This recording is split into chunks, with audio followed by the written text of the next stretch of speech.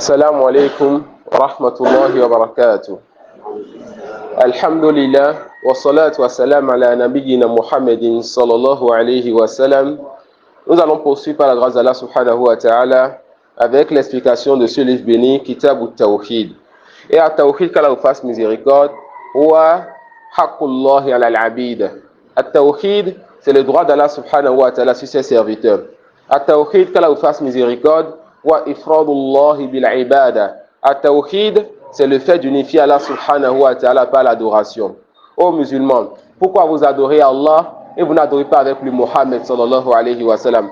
Pourquoi nous n'adorons pas Allah, Mohammed ainsi que ses compagnons? Pourquoi nous adorons une seule divinité? La réponse, nous adorons une seule divinité parce que c'est lui seul qui nous a créés. Nous adorons une seule divinité parce que c'est lui seul qui nous a créés. Comme on l'a dit dans l'assise à la mosquée de garage après le jour, nous adorons Allah et Allah seul, une seule divinité parce que c'est lui seul qui nous a créés. Et ça, c'est la relation entre quoi? Le Rububiyya et le Uluhiyya. Comme c'est lui seul qui nous a créés, c'est lui seul que nous adorons. Une réponse qu'aucun non-musulman ne peut donner. Personne, quel que soit le type de religion, ne peut pas répondre « Moi, j'adore ceci parce que c'est lui qui m'a créé ». Et nous avons déjà appris plus d'une fois que tous les non-musulmans reconnaissent qu'ils ont un créateur. Mais pourquoi vous adorez ce créateur et autre que lui? Ça peut aller. Nous avons déjà vu la réponse dans ce livre. Nous avons vu plusieurs réponses dans ce livre. L'auteur alors, il nous a montré l'importance d'adorer une seule divinité. Et que nous perdons notre temps à adorer plusieurs divinités. Que nous perdons notre temps à nous humilier pour des choses qui ne méritent pas l'adoration, des statues, des images, des pierres, des hommes, même des prophètes et j'en passe. Et il nous a donné plusieurs preuves pour montrer que c'est Allah seul qui mérite l'adoration. Et nous a montré que celui-là qui adore Allah seul a peur de tomber dans le contraire, qui est le shirk, le polythéisme. Le polythéisme, on l'a déjà dit, c'est quoi? C'est le fait que Allah t'a créé. Il a créé les cieux et la terre. Il t'a mis sur cette terre-là. Et toi, tu décides, lui désobéis et tu t'humilies pour autre que lui. Il te dit, je te crée, je te mets sur ma terre. Ya Abdallah, adore-moi donc, je te donne la récompense. Adore-moi donc, je te donne une vie heureuse et un paradis éternel. Tu as dit non Seigneur, je refuse, je dois adorer autre que toi. Ça c'est la vie du polythéisme, la vie de toute personne autre que l'islam. Et nous l'avons déjà vu, il n'y a pas deux religions monothéistes, il n'y a pas trois religions monothéistes, il y a une seule religion monothéiste. C'est quoi le monothéisme? C'est le fait d'adorer une seule divinité. Rabbun wahida. Quand Yaakov, lors de sa mort, il demande à ses enfants, Ma ta'buduna min ba'di. Qu'est-ce que vous allez adorer après moi? Ils ont dit quoi? On va adorer une seule divinité. La divinité de tes pères et de tes ancêtres. La divinité de qui? De Ibrahim, de Ismaïl et de Ishaq. Une seule divinité et à lui nous sommes soumis. Nous sommes ceux-là qui sont sur la ligne de leurs ancêtres. C'est qui nos ancêtres? C'est Adam et sa descendance jusqu'à 1000 ans après Adam. Donc quand l'auteur nous a montré cela et qu'il vous a dit l'importance d'adorer Allah seul et de ne pas adorer avec lui autre que lui. Pas des tombes, pas des alphas, pas des saints, pas des anges, pas des pierres, pas des fétiches. Une seule divinité, laquelle? Celui qui nous a créés. Il nous a alors montré que celui-là qui adore vraiment Allah aura peur de tomber dans le contraire de cela. Voilà pourquoi Ibrahim alayhi salam il disait quoi? Wajnubni wa baniya an na'bud al-asnam. Préserve-moi, ô Seigneur, ainsi que ma descendance d'adorer les idoles. Pourquoi donc? Parce que l'adoration des idoles, c'est quelque chose de terrible. Celui qui adore les idoles, celui qui adore les saints, celui qui adore les morts, celui qui adore les prophètes, celui qui adore les pierres, toutes choses adorées en dehors du Créateur, c'est la pire des injustices. La ashirku zulmun azim, c'est le plus grand des injustices. Celui qui adore autre qu'Allah, quel que soit cet autre, cette personne est éternellement en enfer. Et avant ça, cette personne aura une vie difficile dans ce bas monde. Pourquoi donc? Car tu es sur la terre d'Allah et tu le désobéis. Il va te rendre la vie difficile, même si tu penses que tu vis bien.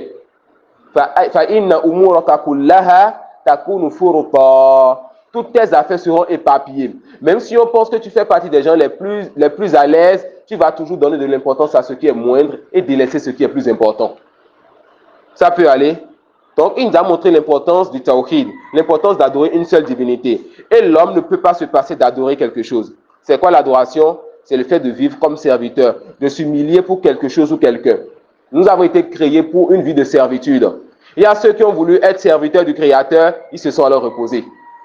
Et il y a ceux qui ont voulu être serviteurs d'autres que lui. Ils se sont fatigués. Vous les connaissez. Vous vous rappelez de Gbanamé.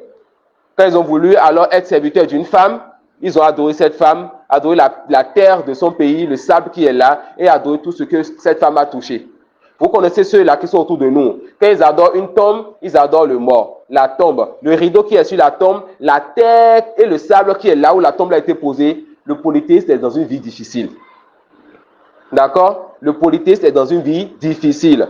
Quand nous avons connu cela, et on a peur donc que nous, ainsi que nos enfants, notre descendance ne tombe dans ce mal, qu'est-ce qu'il faut faire? L'auteur nous l'a déjà dit. Il faut qu'on appelle les non-musulmans à cette religion. Car nous avons la certitude absolue que nous sommes dans le vrai, ils sont dans le faux.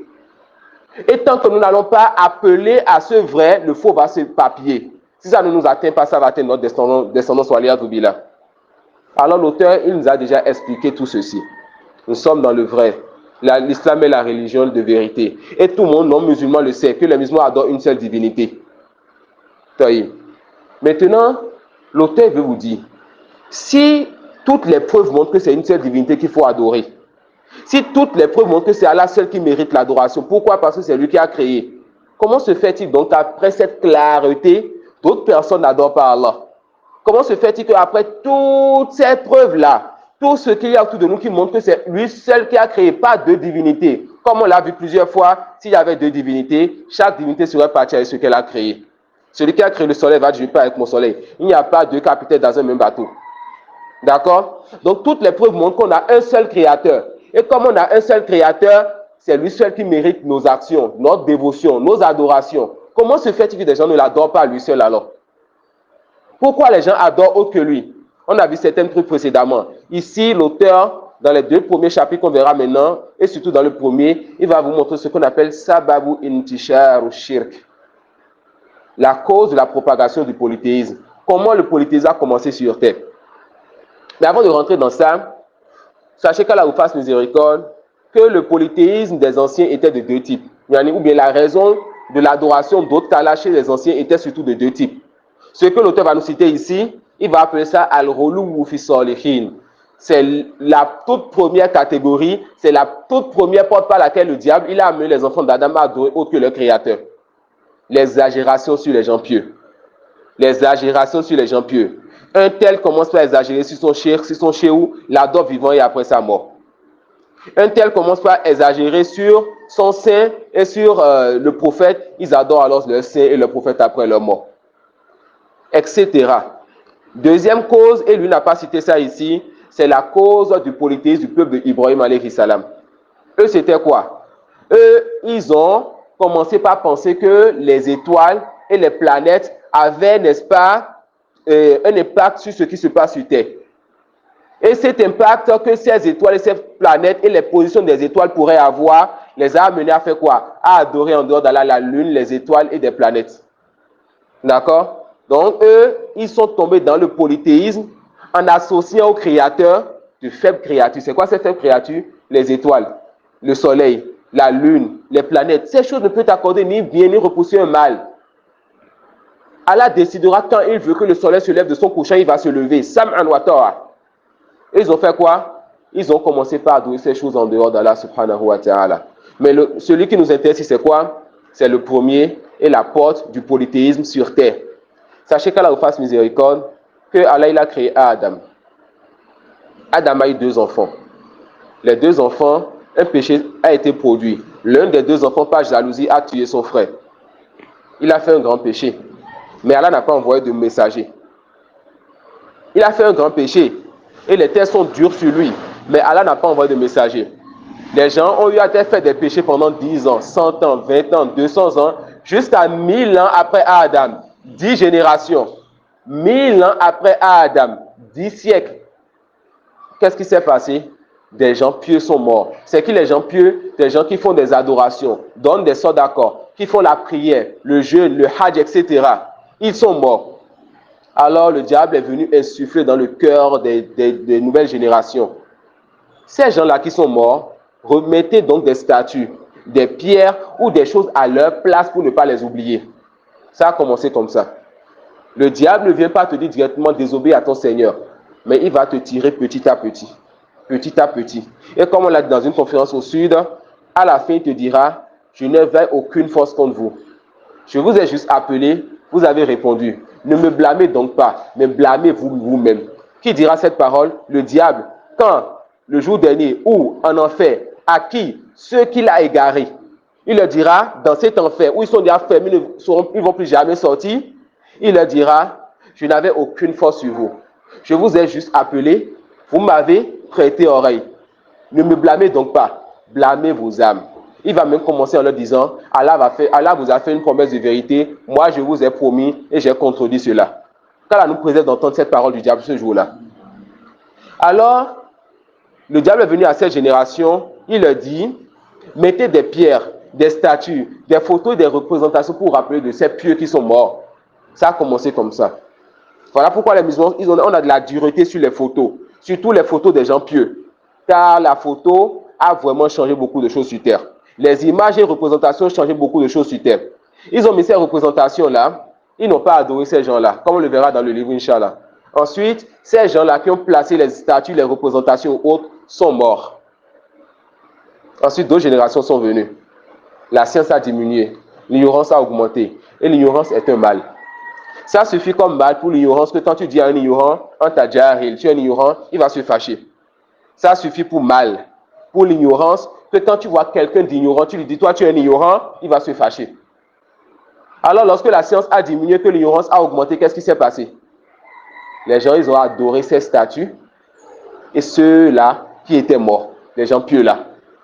Le polythéisme a alors commencé sur terre. Allah subhanahu wa ta'ala n'a pas accepté créer les cieux, la terre, ce qui est entre les deux.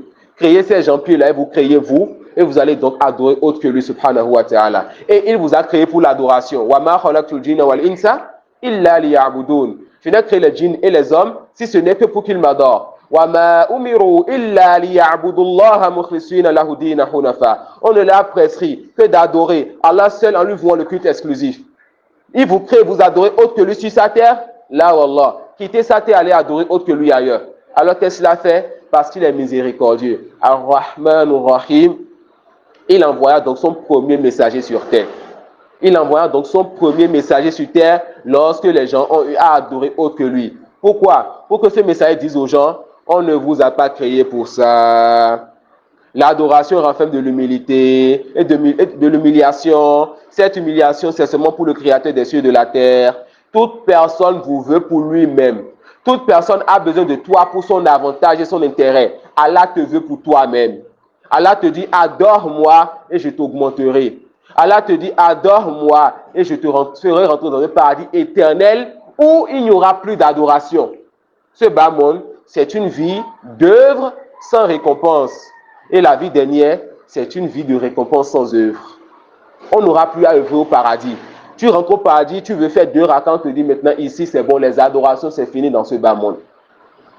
Toute personne nous veut pour son intérêt, sauf Allah subhanahu wa ta'ala, créateur des cieux et de la terre, qui nous veut pourquoi? Il nous veut pour nous-mêmes, notre propre intérêt.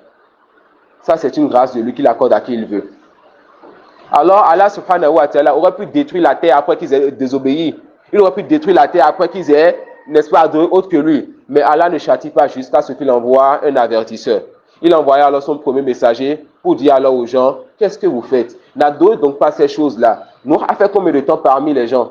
Nous, il a fait 1001 moins 50. Il a fait 950 ans à appeler les gens à revenir à la religion de leurs ancêtres.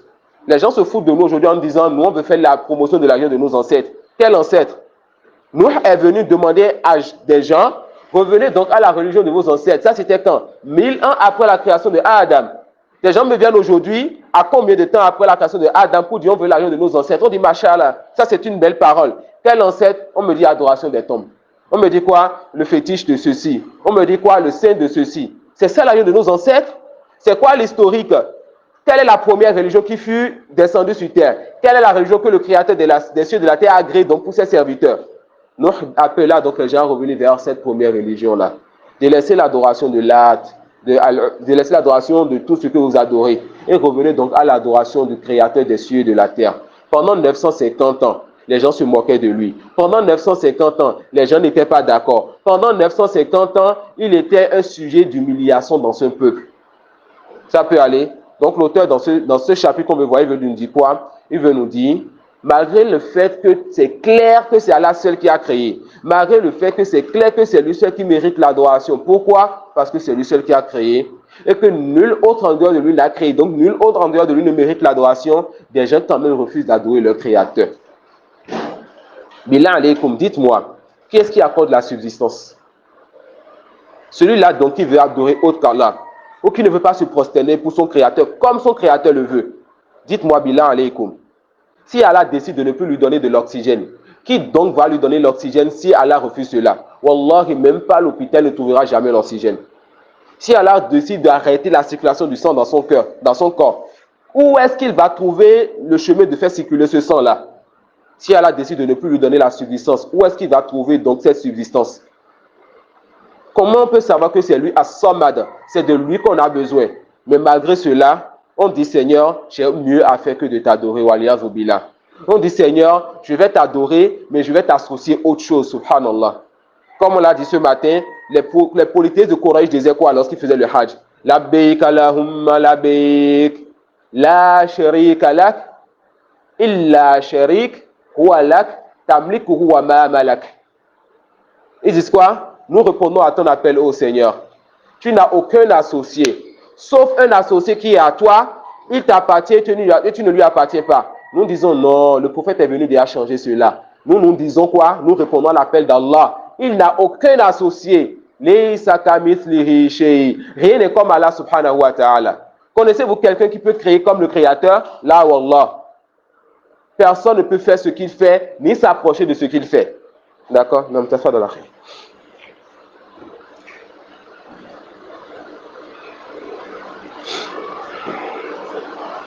باب ما جاء عن سبب كفر بني آدم أن سبب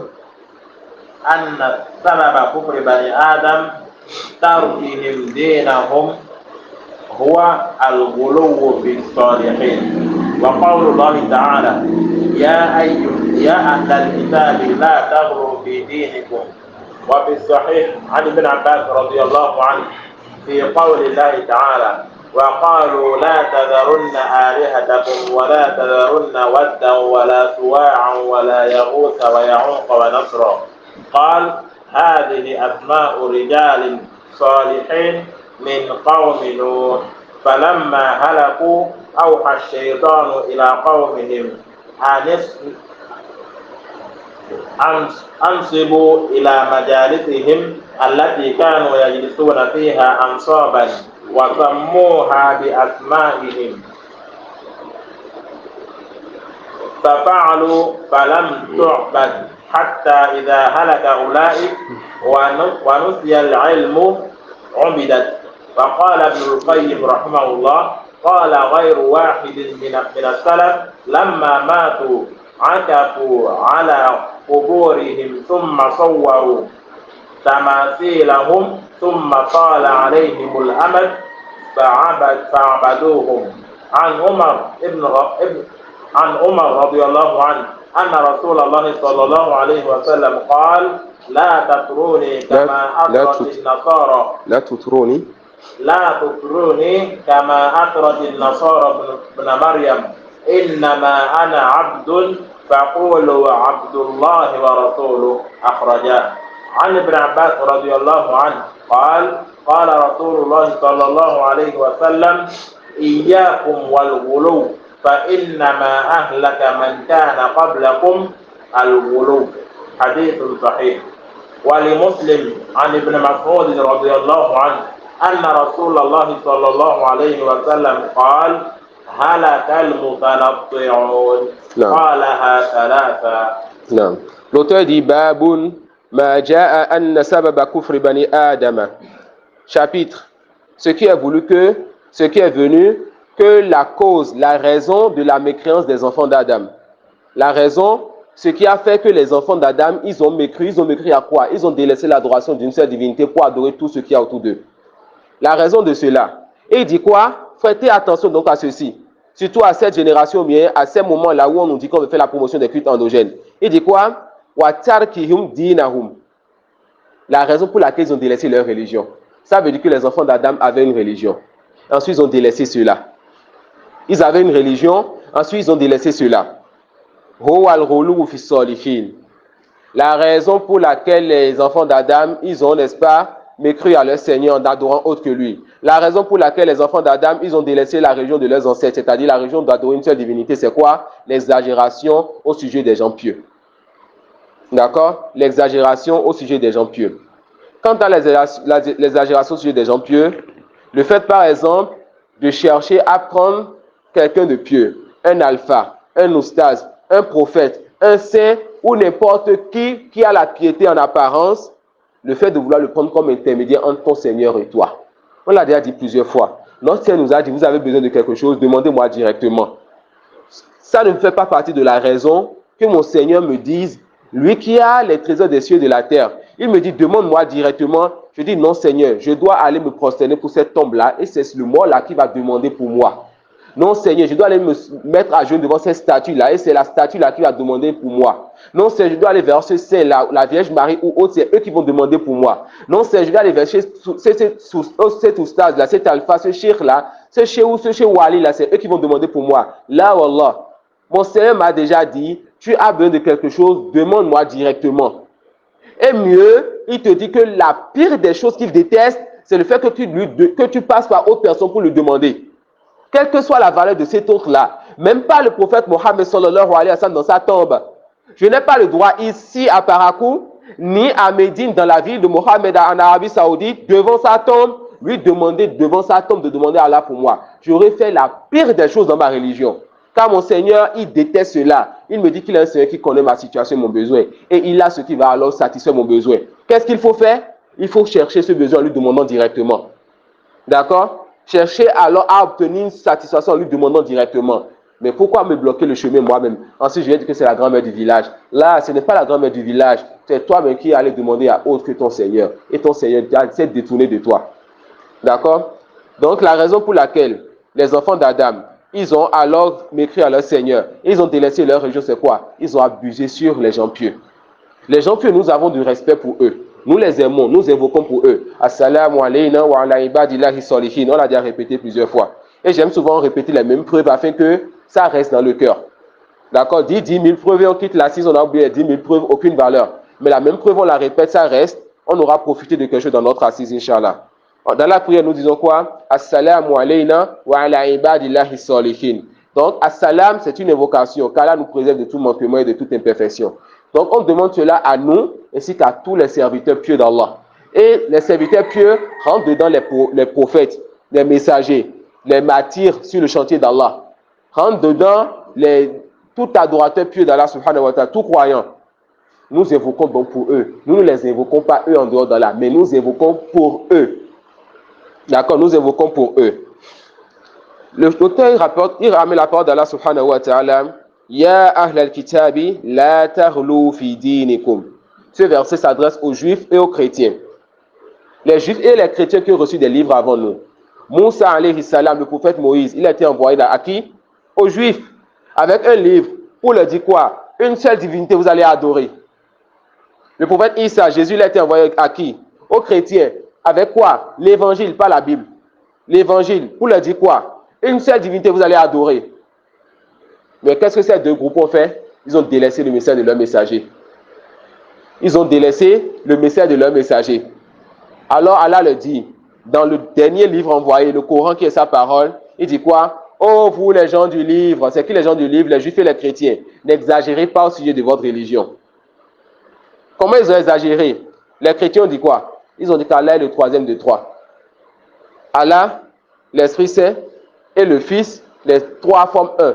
Ça fait partie de leur exagération. Allah subhanahu wa ta'ala dit laqad kafara alladhina qalu inna Allaha huwa al-Masih ibn Maryam. À cette mécru, celui qui dit ou ceux qui disent Allah, le créateur des cieux et de la terre, il est Isa, il est Jésus, le fils de Marie. Il est Isa, l'enfant de Maryam. À cette mécru, celui qui dit cela. Allah ne s'est pas attribué d'enfant. Et parmi les Tanakubot, parmi les contradictions donc chez les chrétiens, tu les vois attribuer un enfant à Allah. De la même façon que les Juifs ont attribué un enfant à Allah en disant que Uzair est le fils d'Allah. De la même façon que les polythéistes adorateurs d'idoles ont attribué des enfants à Allah en disant que les anges sont les filles d'Allah. Si nous voulons, nous les laisserons entre eux. Les adorateurs d'idoles les juifs et les chrétiens, on leur dit, sortez-nous, c'est qui le vrai enfant d'Allah? C'est qui le vrai fils ou la vraie fille d'Allah?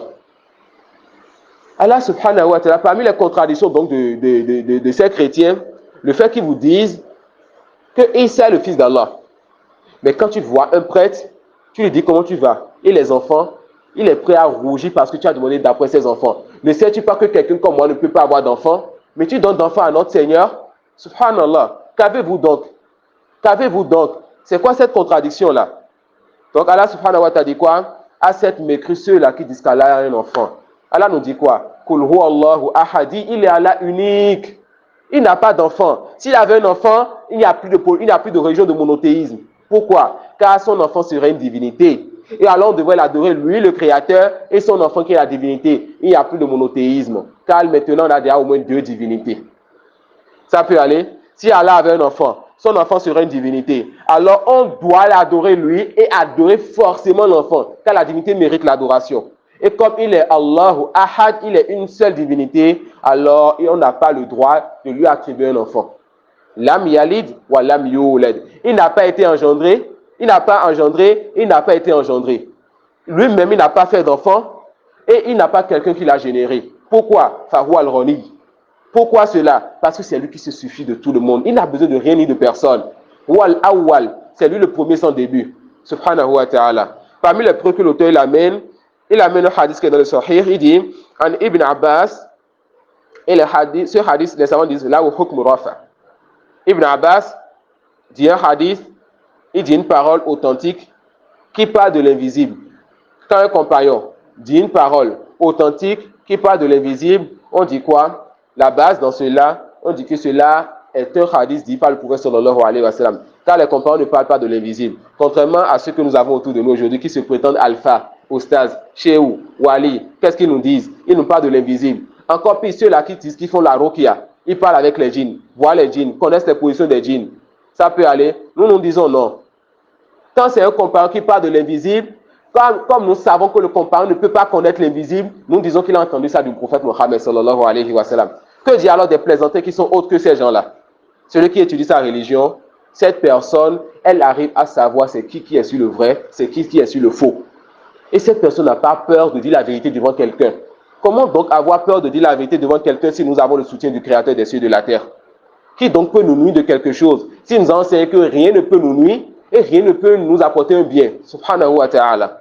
D'accord? Donc, ce hadith rapporté par Ibn Abbas a ce qu'on appelle hukm raf, c'est-à-dire, ça revient au prophète. C'est le prophète qui l'a dit, car c'est lui seul qui peut dire ce qui est dans l'invisible. Comment il le dit? Il ne connaît pas l'invisible. C'est une révélation qui descend sur lui.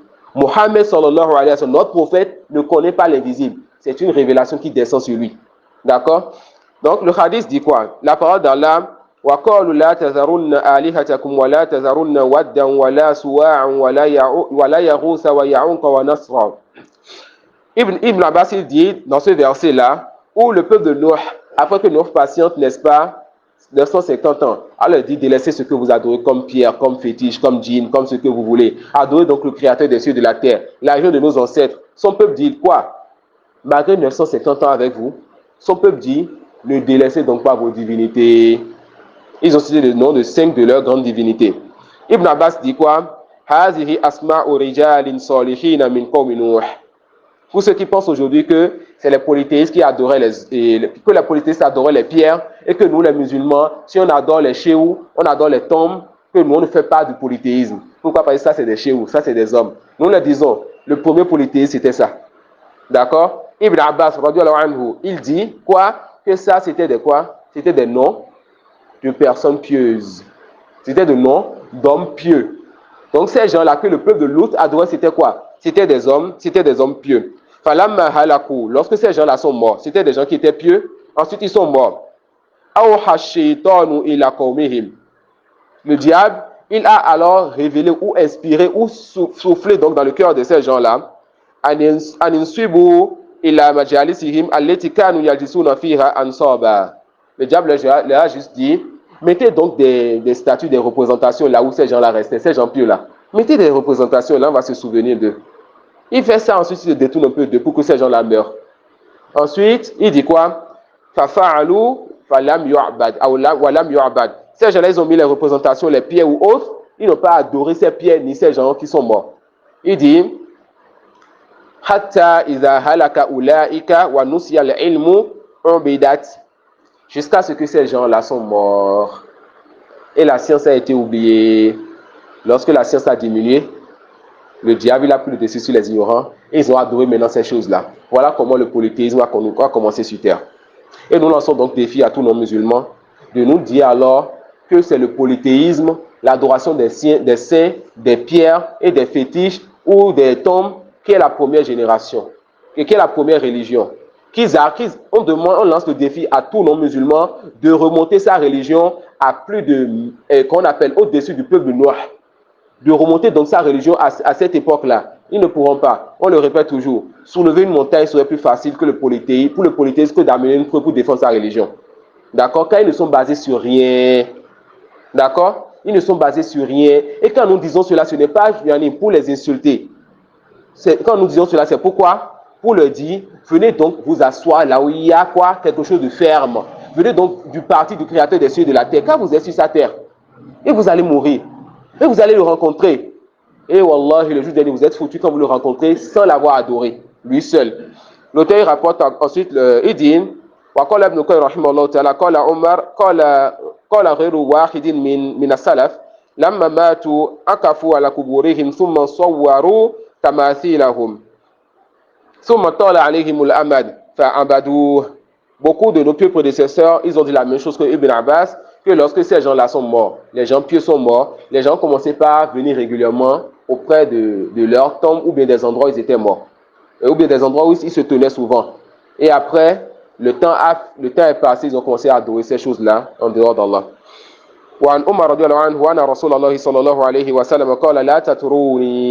Le prophète Mohammed, écoutez ce que votre prophète vous dit. Et rappelez-vous de ce que vous écoutez à côté de vous. Ces gens-là qui vous disent quoi?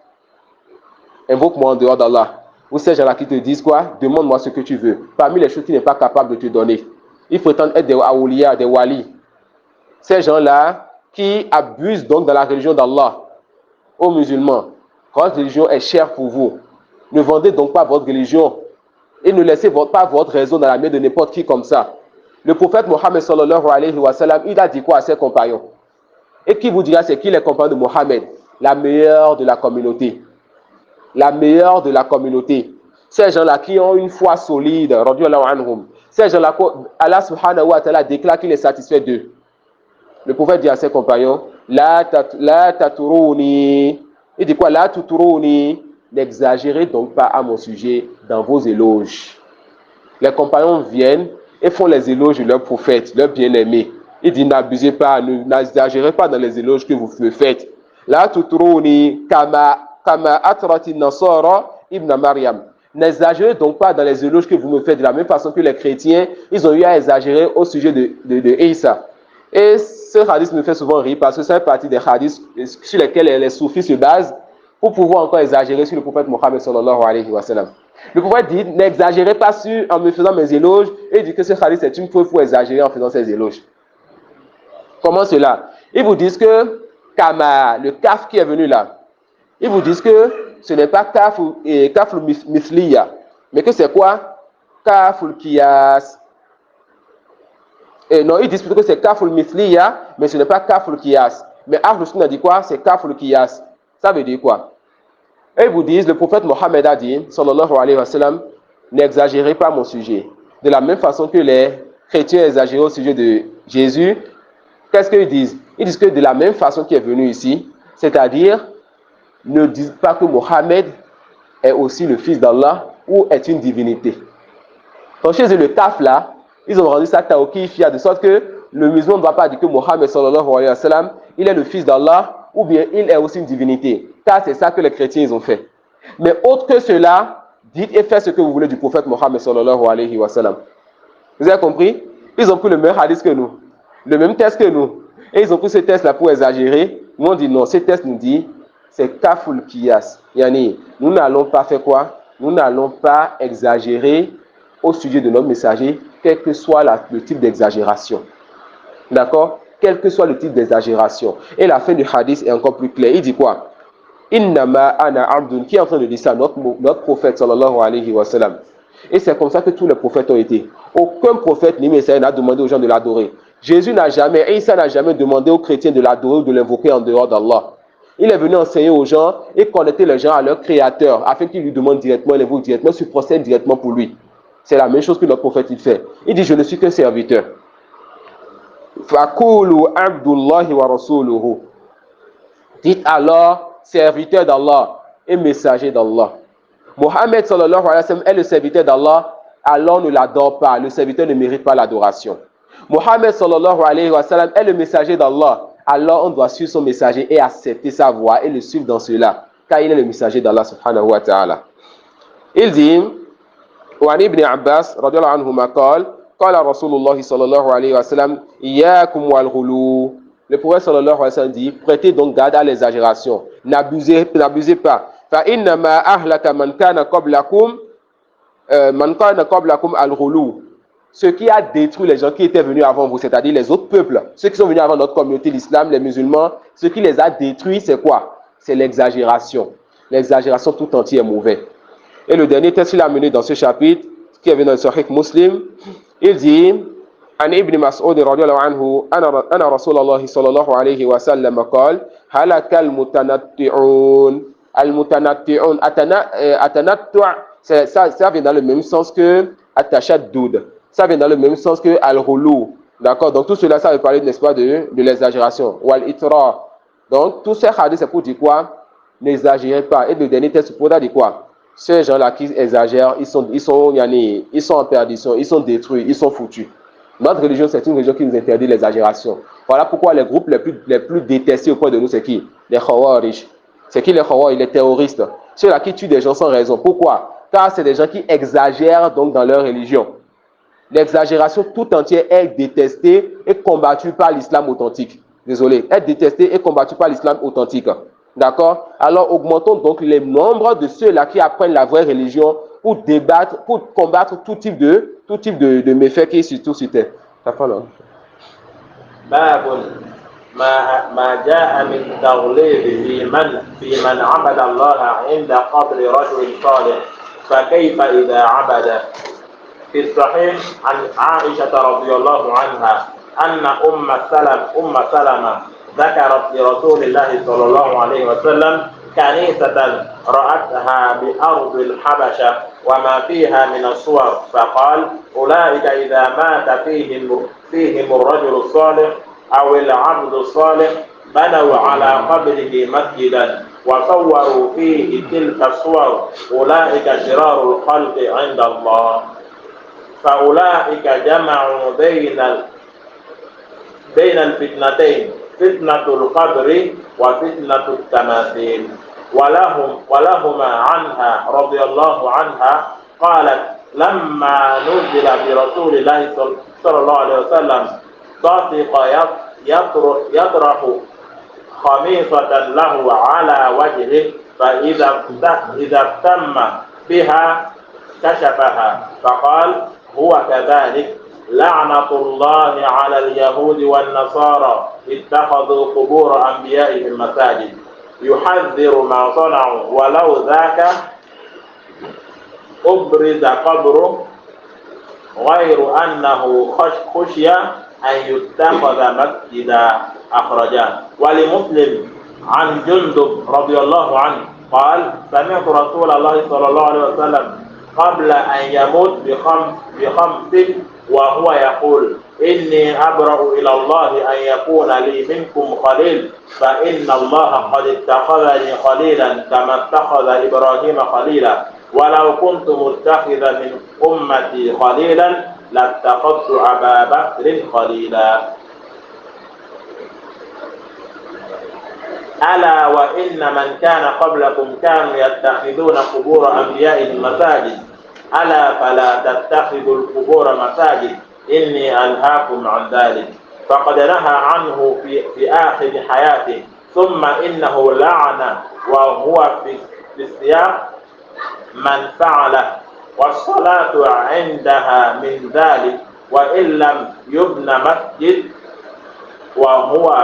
وهو معنى قولها خشي أن يتخذ مسجدا فإن الصحابة لم يكونوا ليبنوا حول قبره مسجدا وكل موضع قصدت الصلاة فيه فقد اتخذ مسجدا بل كل موضع يصلى فيه يسمى مسجدا كما قال النبي صلى الله عليه وسلم جعلت لي الأرض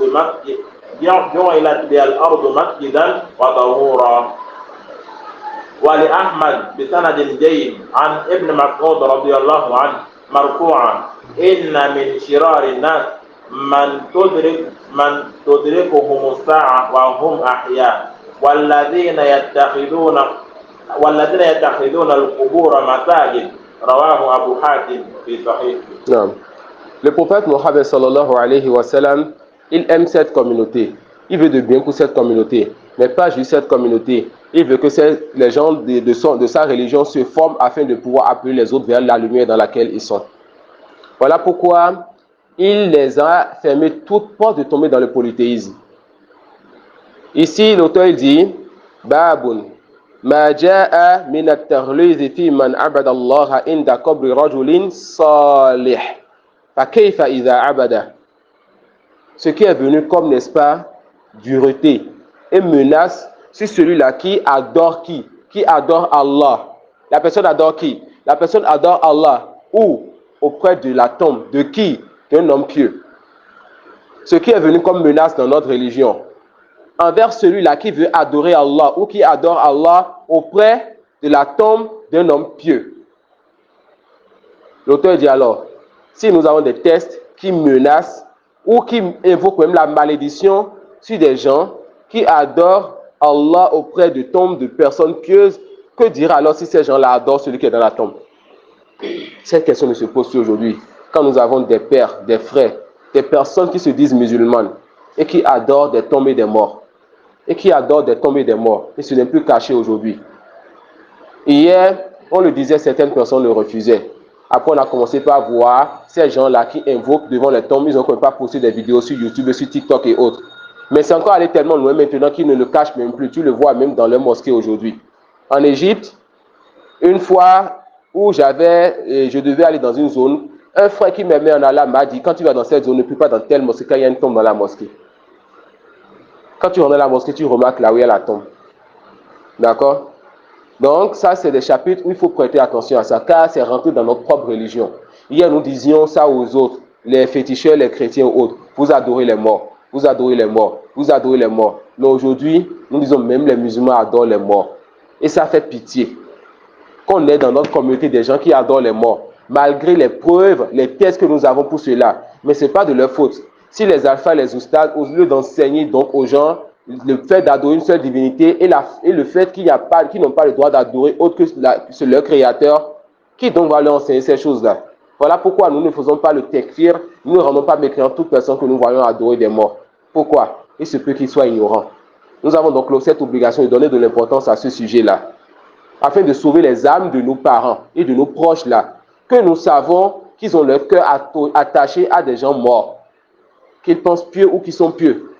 D'accord? L'auteur dit donc, c'est venu, n'est-ce pas? D'abord, le fait d'adorer quelqu'un auprès d'une tombe.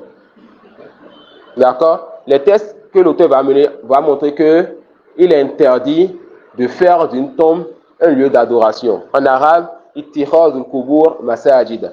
Le fait de prendre les tombes et d'en faire des lieux de prière, des lieux d'adoration, ou si vous voulez communément mosquée. Les savants disent alors que faire de la tombe un lieu d'adoration, cela est de trois types. Faire d'une tombe un lieu d'adoration, cela est de trois types. 1. Prier sur la tombe. Et ça, c'est la pire des catégories. Que tu montes sur la tombe et que tu pries sur la tombe. C'est la pire des catégories. D'accord? Le fait de poser son front et de se prosterner sur une tombe.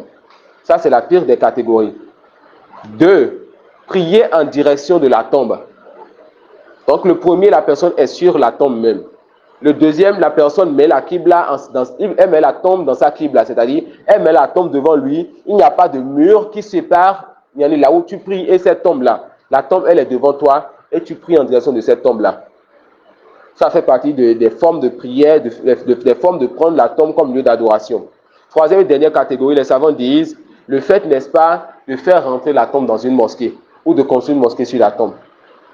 D'accord? Cela aussi fait partie de faire de la tombe un lieu d'adoration.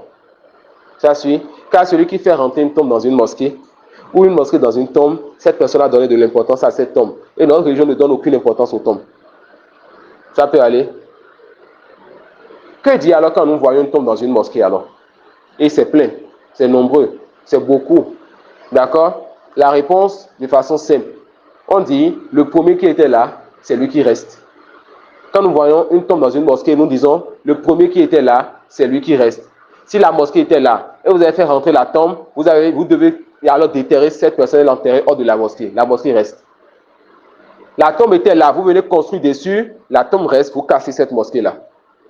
Ça peut aller. Que dit quand nous voyons, n'est-ce pas, une tombe dans une mosquée? C'est le premier qui reste et le deuxième pas. L'auteur dit, Wafi Sahih, an Aïcha radhiyallahu anha, elle a une importance particulière dans ce sujet-là. Parce que son mari est mort, le prophète Mohammed sallallahu alayhi wa sallam. Et son mari a été enterré dans sa maison. Donc elle a une importance particulière dans ce hadith-là. Et son importance est de sorte que ces gens-là qui font rentrer des tombes dans des mosquées vont vous dire, mais Aïcha priait là où le prophète a été enterré. Nous le disons, ce n'est pas vrai. Il y avait, n'est-ce pas, un mur de rideau entre la tombe du prophète et l'endroit où Aïcha priait. C'est quoi la preuve de cela? Lorsque le prophète Mohammed sallallahu alayhi wa sallam, son mari est mort, elle était toujours à la maison. Le prophète était enterré dans un endroit et elle dormait et priait dans un autre endroit. Ensuite, son papa est mort, Abu Bakr Siddiq est mort. On a enterré son papa à côté de son prophète, à côté de son mari. Elle priait toujours et dormait d'un côté et la tombe des deux était d'un autre côté. Et quand Omar radhiyallahu anhu est mort et Omar ne fait pas partie de ses mahrams, qu'est-ce qui s'est passé? Elle disait quoi? Elle dormait, priait toujours là-bas. Mais quand elle voulait aller saluer donc, ou bien aller nettoyer les tombes, qu'est-ce qu'elle faisait? Elle mettait son niqab. Pas piété, et pas pudeur. Malgré que c'est un mort qui est là, elle ne rentrait pas auprès de la tombe de ce mort-là, qui est inconnu dans sa famille. Omar n'était pas dans sa famille. Elle descendait son niqab là, parce qu'il y avait quelqu'un là. Et comme on sait qu'elle ne dort pas, elle ne prie pas tout le temps dans son niqab, on sait alors qu'il y avait un voile. Et toute personne qui revient au test savait qu'il y avait un rideau entre là où la tombe était et n'est-ce pas là où elle priait. Ça annule déjà l'argument de ceux qui prennent le fait que Aïcha priait là où la tombe était enterrée. Ensuite, quand le prophète il était mort, est-ce que de son vivant, sa maison était dans sa mosquée? La réponse non. Sa mosquée était là et la maison de ses femmes entourait sa mosquée. D'accord? Et quand il est mort, il a été enterré dans la maison de l'une de ses femmes, Aïcha. Donc, lorsqu'il est mort, sallallahu alayhi wa sallam, et que les compagnons ont dit on va aller l'enterrer au cimetière, Abu Bakr a dit non.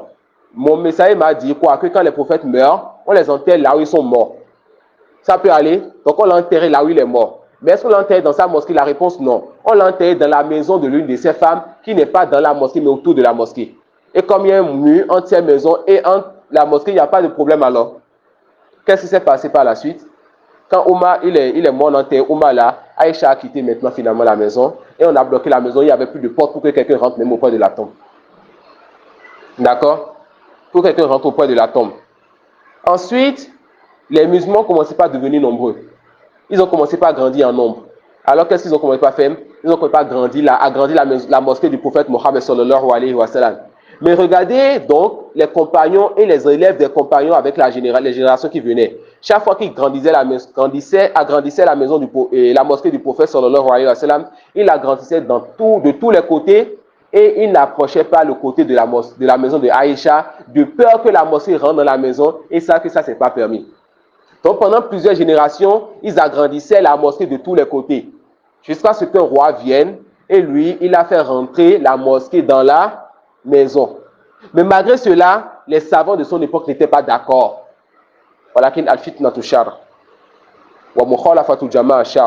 Et quand on a un dirigeant musulman, rester avec le dirigeant musulman, c'est ça la jama'a. Les dirigeants de son époque n'étaient pas d'accord. Il a alors agrandi du côté de la maison est rentrée dans la mosquée, mais malgré cela, ils ont mis plusieurs murs autour. De sorte qu'ils ont mis des murs en forme de pentagone. De sorte que personne ne pourra rester devant les multiples murs et être sûr qu'il fait face directement à la Qibla. Pourquoi? Car il y a à l'intérieur là-bas des murs en pentagone. Tu ne pourras pas connaître la direction pour ça que tu fais maintenant face à la Qibla. Et fais face à la tombe. Pour vous dire que plusieurs choses ont été faites après la mort du prophète sallallahu alayhi wa sallam par les savants et les dirigeants de leur époque pour éviter, n'est-ce pas, que la mosquée et la tombe soient mélangées. Et quand cela est arrivé encore, plusieurs murs actuellement sont là-bas, des murs de fer, des murs de pentagone et plein de choses. Mais nous voyons des soufis aujourd'hui dans nos pays, misérables qu'ils soient. C'est des gens qui, subhanallah, quelqu'un meurt, un de leurs oustaz ou alpha meurt, machallah, une petite chambre là, on met la tombe dedans, on enterre, c'est fini. On dit toute prière dans cette mosquée est nulle. Toute prière dans une mosquée où il y a une tombe est nulle. Ça peut aller, c'est un sujet très très très important. Toute prière dans cette mosquée, elle est nulle, vaine, pas acceptée auprès d'Allah subhanahu wa ta'ala. Cette personne doit recommencer sa prière hors de cette mosquée. D'accord? Donc l'auteur dit alors, cela a été rapporté donc par Aïcha, et vous connaissez l'importance de Aïcha dans ce sujet. Anna Salama, radiyallahu anha, zakarat li Rasulillahi sallallahu alayhi wa sallam kanisatan ra'atha bi ardi al-Habasha. Salama a parlé au prophète sallallahu alayhi wa sallam, n'est-ce pas, d'une église qu'elle a vue lors d'un voyage en Éthiopie, à Habasha. Qu'est-ce qui s'est passé? C'est quoi l'histoire de cette église? Elle dit, et ce qu'elle a vu dans cette église comme représentation. Et vous connaissez les chrétiens avec leurs représentations.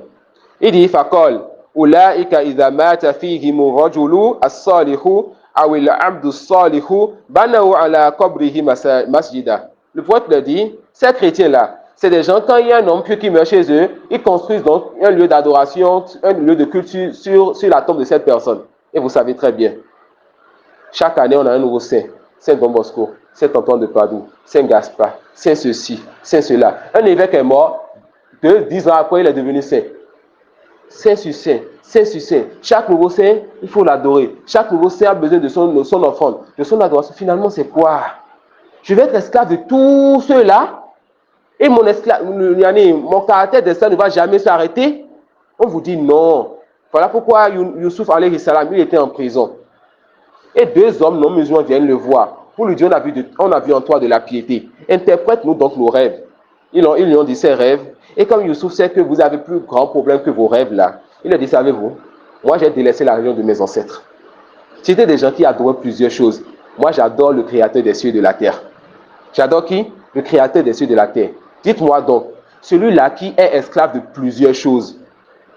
Et chacun de ses maîtres diverge. Quand l'autre me dit, prends-moi la cuillère, l'autre dit, dépose la cuillère. Il faut obéir à qui? Il faut obéir à qui? Ou bien le fait d'adorer le Créateur, c'est une seule divinité, qui ne te fatigue même pas pour tes adorations. Vous savez, pour les 5 prières que nous faisons, c'était combien au début? 50 prières.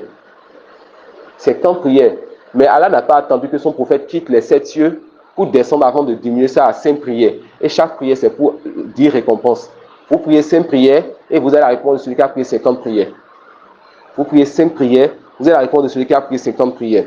Donc le prophète dit donc à sa femme quoi? Que ces gens-là, c'est des gens, quand un de leurs hommes pieux meurt, c'est des gens qui construisaient un lieu de culte sur la tombe de cette personne-là. Ensuite il dit, وَصَوَّرُوا فِيهِ تِلْكَ سُوَرْ أُولَٰئِكَ شِرَارُ الْخَلْقِ عِندَ اللَّهِ. Ces gens-là, ces chrétiens-là, ces féticheurs-là, et ces musulmans-là qui adorent autre qu'Allah, que ce soit un wali, un cheikh ou bien une tombe. Ces gens-là sont les pires des créatures auprès d'Allah. Ces gens-là sont les pires des créatures auprès d'Allah subhanahu wa ta'ala. Dans un autre texte, le prophète sallallahu alayhi wa sallam dit quoi? La'natullahi ala al-yahudi wa nasara ittakhadhu qubur anbiya'ihim masajid. Il dit quoi? Que la malédiction, al-la'natu wa tardu an rahmatillah. Al-la'natu, c'est le fait que tu sois éloigné de la miséricorde d'Allah. Et si tu n'as pas la miséricorde d'Allah, si Allah, sa malédiction tombe sur toi, qui peut donc lever cette malédiction? Le prophète sallallahu alayhi wa sallam, un prophète et messager, le meilleur des prophètes et messagers, avec sa langue bénie, il dit quoi? Que la malédiction donc soit sur qui? Les juifs et les chrétiens. Pourquoi? Ils ont pris la tombe de leur prophète comme lieu d'adoration. Subhanallah. Non. Et tous les autres textes qui vont venir, ça va venir dans le même sens. On va prendre le dernier chapitre, c'est pas trop long.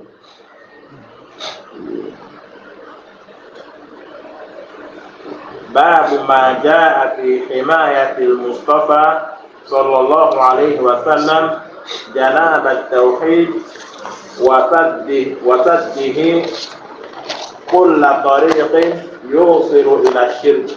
وقوله تعالى لقد جاءكم رسول من أنفسكم عزيز عليه ما عنتم حريص عليكم الآية. عن أبي هريرة رضي الله عنه قال قال رسول الله صلى الله عليه وسلم. Tu as laissé un chapitre. Chapitre qui est avant ça. باب ما جاء عن الغلو في قبور الصالحين. باب ما جاء عن الغلو في قبور الصالحين. يصورها أوثانا تعبد من دون الله. روى مالك في الموطأ أن رسول الله صلى الله عليه وسلم قال اللهم لا تجعل قبري وثنا يعبد. اشتد غضب الله على قوم اتخذوا قبور أنبيائهم مساجد. والابن جرير بسنده عن سفيان عن منصور عن مجاهد في قوله أفرأيتم اللات والعزى قال كان اللات لهم كان يلط لهم السويق فمات فعكفوا على قبره. وكذا قال أبو الجوزة عن ابن عباس رضي الله عنه كان يلط الطريق للحاج. عن ابن عباس رضي الله عنه قال لعن رسول الله صلى الله عليه وسلم زائرات القبور والمتخذين عليها المساجد والسروج.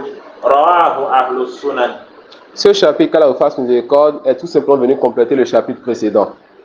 Le chapitre, l'auteur dit Ma ja'ana al-ghuluwa fi quburi salihina yusayyiruha awthanan tu'badu min dunillah. Le fait, n'est-ce pas, d'exagérer par rapport aux tombes des gens pieux. Nous parlons des tombes des gens pieux. Nous ne parlons pas de gens comme Al-Badawi. Et qui vous dira qui était Badawi? C'était quelqu'un qui rentrait dans les mosquées des gens les vendredis en Égypte. Les gens sont en train de prier la Jumu'ah. Lui vient et il monte en haut et il urine sur les gens. Les gens disent Allahu Akbar. Ça c'est un wali. Masha'Allah. Ça c'est un wali, il est en train de vous bénir avec son urine. Il s'assoit en haut quelque part, il jette son chapelet, quelqu'un veut le saluer, il est là tranquillement dans un autre monde et les gens tous son chapelet pour le saluer mais pour chercher la baraka. Dernièrement, comme le disait notre cher, il y a quelqu'un qui est sorti en période de fraîcheur, on le voit dénué avec il y a quelqu'un qui sent qu'il n'a pas de vêtements avec les cheveux en désordre. Chez nous on l'appelle comment? Un fou. Les soufis non, il n'y a pas de fou dans le dictionnaire. Il voit quelqu'un comme ça allongé sur le trottoir ou proche du carrefour. On dit ça c'est un wali. Pourquoi? Car c'est seulement un wali qui peut supporter la fraîcheur la nuit comme ça dans cet état.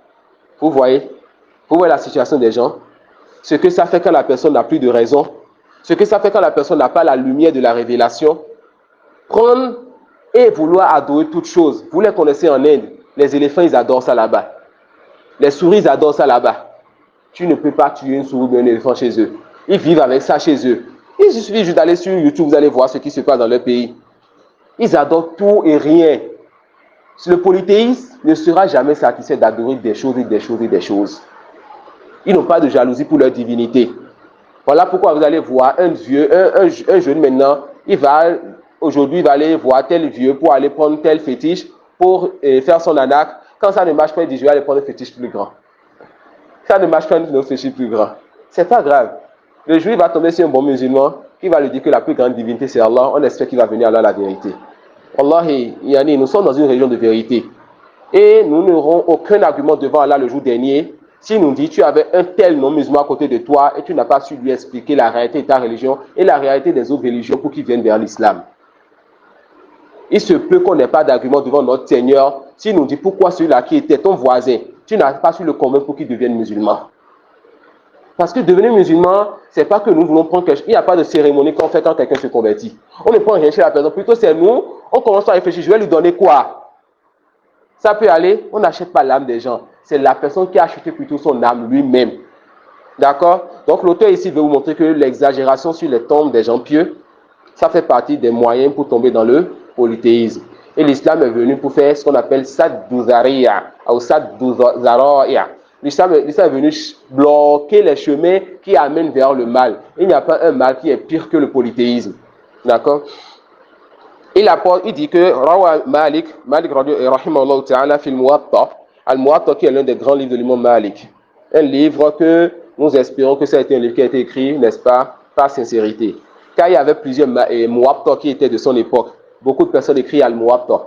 Et quand Malik rahimahullah ta'ala voulait écrire son livre Al-Muwatta, les gens lui disaient, mais tu veux écrire Al-Muwatta aussi, alors que tout le monde écrit, il y a un livre qu'il nomme Al-Muwatta. Il dit quoi, rahimahullah, ce qui est pour Allah va rester. Ce qui est pour Allah va rester. Et vraiment aujourd'hui, quand quelqu'un dit Al-Muwatta, on ne connaît qu'un seul Muwatta, celui de Malik, rahimahullah ta'ala. Il dit Anna Rasulallah sallallahu alayhi wa sallam, et ce que les savants disent, ce hadith, inshallah, c'est un hadith qui est mursal. D'accord? C'est un hadith qui est mursal. Mais cela est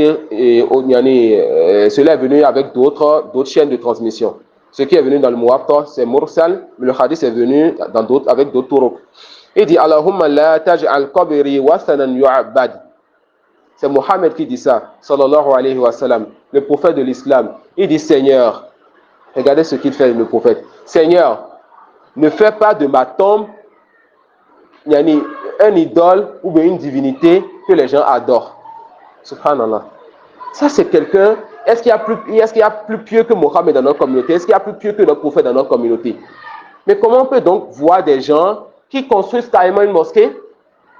Et depuis qu'il construisait la mosquée, ou bien qu'elle construisait la mosquée, cette personne a l'intention que si je meurs là, vous voyez, ce bâtiment-là, c'est pour ma tombe. Enterrez-moi là. Et comme vous le connaissez à Cotonou, ça s'est passé dernièrement, où la personne a construit sa mosquée, et depuis des années où elle construisait sa mosquée, elle voulait déjà quoi? Que cet endroit de la mosquée, c'est pour l'enterrer dedans. La personne, elle est morte, on l'a enterrée dedans. Et alhamdoulilah, ceux qui apprennent leur religion se sont levés pour dire, oh musulmans, c'est une mosquée que nous aimons en Allah. Je vous en prie, ne nous faites pas fuir de cette mosquée-là. On a envie de continuer à prier dans cette mosquée-là, mais tant que la tombe est là, nous n'allons plus prier là, et nous allons vous dire, toute prière qui est dans cette mosquée, la prière est vaine. Et regardez comment la mosquée est grande, et le nombre de personnes qui prient, le Jumu'ah est autre que cela, subhanallah. Adinu an-nasiha, il faut qu'on se donne le bon conseil. Adinu an-nasiha, il faut qu'on se donne le bon conseil. D'accord? Le prophète Mohammed sallallahu alayhi wa sallam disait quoi? Lui, il invoquait Allah, c'est ne fais pas de ma tombe une idole qu'on adore. D'accord? Et quand cette tombe va être mise là, et que le temps va passer, et que la science va être oubliée, on va dire Allah a fait quoi? Allah la tombe là n'est pas là si elle n'était pas pieuse. Et ça va commencer comme ça. On ne sait pas dans 50 ans, dans 100 ans, ou bien dans 200 ans, si on n'a pas une nouvelle parfaite qui est en train d'être créée petit à petit dans la tombe là, c'est-à-dire quelqu'un qui sera adoré demain en dehors dans la Waliyaz ou bila, qu'Allah la préserve de cela, et qu'Allah lui maintienne ses œuvres, et qu'Allah lui fasse miséricorde. D'accord? Nous n'avons pas de la dureté envers les gens, mais tout simplement, nous voulons le bien pour les musulmans. Même si ça sonne mal et dur dans l'oreille des gens, on va dire, accepte dans cette piqûre-là, c'est pour ta guérison. D'accord? Il dit, la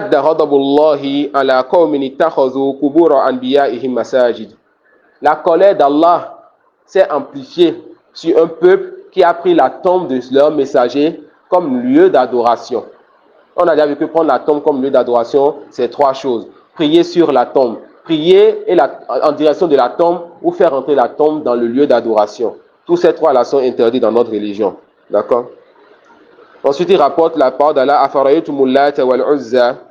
Allat, c'était un homme pieux, n'est-ce pas, qui restait sur une pierre, qui faisait, n'est-ce pas, avec la farine, il faisait du pain qu'il partageait aux pèlerins. Et quand il est mort, ils ont pris, n'est-ce pas, son lieu où il restait pour faire cette bonne action, comme endroit où les gens peuvent chercher la baraka et adorer. Quelqu'un qui faisait des actions pieuses. La personne là meurt, et vous dites maintenant quoi? Que vous allez adorer cette personne ou cet endroit en dehors de lui. C'est comme si, masha'Allah, moi maintenant, peut-être je suis là maintenant, akramakumullah, j'ai envie d'aller aux toilettes. Ça peut aller. Maintenant, je fais mon coup, moi je me lève et je cours, je vais aux toilettes. Et les dénués d'esprit qui sont là, et il n'y en a pas ici, Inch'Allah, qu'Allah vous en préserve. Quand je me lève, ils vont voir comment vous toucher là où je suis assis, vous cherchez la baraka. Quelle baraka? La baraka de quoi? La bénédiction de quoi? Qui vous dit qu'on trouve la bénédiction en touchant là où quelqu'un s'est assis, ou en touchant le corps de quelqu'un? Ça, c'est pour les prophètes et messagers. C'est eux, vous pouvez toucher leur corps et avoir la bénédiction. Car il y a les corps qui donnent la bénédiction et les corps qui ne donnent pas la bénédiction. Et vous le savez tous, il y a ce qui peut faire transfert et ce qui ne fait pas de transfert. Le bien est pour lui seul. Nous, si Allah nous rend bénis et qu'Allah nous compte parmi les gens qui sont bénis, si Allah nous rend bénis, ça veut dire quoi? Qu'il y aura le bien en nous. Comment ça, le bien en nous? On est des gens, où qu'on soit, on doit enseigner ce bien-là. Ordonner le bien, interdire le mal. Où qu'on soit, on repousse l'ignorance et le mal. C'est ça la bénédiction sur toute autre personne en dehors des prophètes et messagers. Mais pour les prophètes et messagers, il y a ce que nous avons comme bénédiction, transmettre le bien, interdire le mal, et il y a le fait que leur sueur, leur crachat, leur eau, etc., cela, quand les gens prennent ça, ils arrivent à avoir guérison avec cela. D'accord? Mais aujourd'hui, comme les soufis, ils pensent, c'est pas qu'ils pensent que les chéous sont comme les prophètes. Ils pensent que les chéous sont meilleurs que les prophètes. Ils pensent que les chéous et les oualis sont meilleurs que les prophètes. Ça peut aller. Ils ont des ambiguïtés. Je n'aimerais pas rentrer en détail vu que la séance est terminée. Le soufi, quand tu lui amènes un test religieux, tu lui dis le prophète a fait, il te dit que ça c'est limité au prophète. Mais eux, leur wali et leur chéou a une science qui dépasse celle de la science des prophètes. Ça suffit comme parole vaine, parole médiocre pour ceux qui sont dans le faux. Mais pas miséricorde pour eux, on va continuer à les appeler au bien. Ça peut aller. Jazakumullahu khairan. Subhanakallahumma wa bihamdika ashhadu an la ilaha illa anta astaghfiruka wa atubu ilayk.